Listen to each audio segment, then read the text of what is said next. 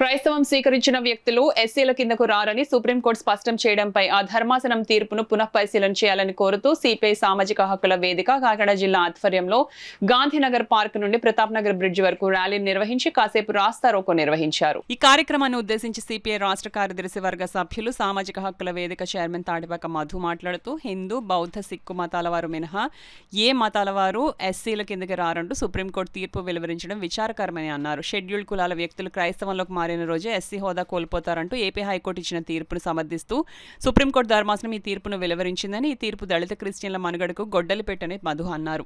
దళిత క్రిస్టియన్లకు SC హోదా కల్పించాలని supreme court తీర్పు పట్ల పునఃపరిశీలన జరపాలని కోరుతున్నామని అన్నారు.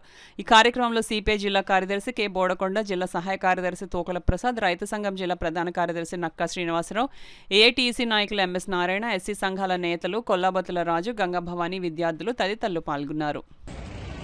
అతనేమి అగ్రవర్ణం కాలేకపోడు అంటరానితనం, వ్యవస్థ, చిన్న చూపు, దూరం పెట్టడం ఇవన్నీ కొనసాగుతాయి.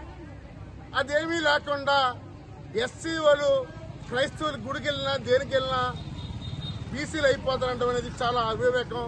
దీన్ని తీవ్రం ఖండిస్తున్నాం కూడా. అందుకని ఈరోజు కాకినాడలో ఒక ప్రదర్శన నిర్వహిస్తున్నాం. సుప్రీంకోర్టు న్యాయవాదులు పునఃపరిశీలన చెయ్యండి, మీ ఇచ్చే తీర్పు కరెక్ట్ కాదు, సామాజిక కోణంగా ఆలోచించండి, మా కింద పరిస్థితి ఆలోచించండి. మేము ఉదాహరణకి ఎస్సీలో ఫెస్టివల్ చేస్తే గుళ్ళకి రానిస్తారా, మంచిగా ఇస్తారా? మాకు ఈ వ్యవస్థ ఉంటుంది. ఇది రిజర్వేషన్లు క్రమక్రమంగా ఎత్తేయడానికే బీజేపీ ఆడుతున్న నాటకం, ఈ కుట్ర. ఇది సుప్రీంకోర్టు న్యాయవాదులు అర్థం చేసుకుని దయచేసి ఈ తీర్పుని పునఃపరిశీలన చేయాలని కోరుతున్నాను. సామాజిక హక్కుల వేదిక